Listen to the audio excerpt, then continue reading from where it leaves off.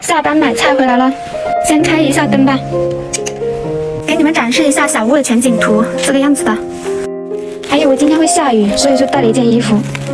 回来的路上买的菜，还买了香蕉，这是辣椒。拿着嘛，拿着吃嘛。做不好，饿了先吃个香蕉嘛，先吃个香蕉再做饭。煮一点饭，煮一点米。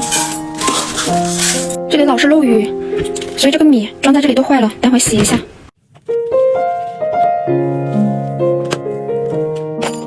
洗菜，洗菜。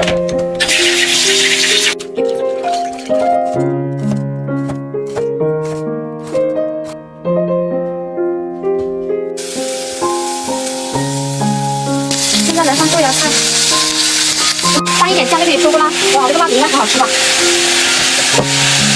辣椒炒豆芽好啦，还有一个凉菜。饭前打卡我的果蔬水。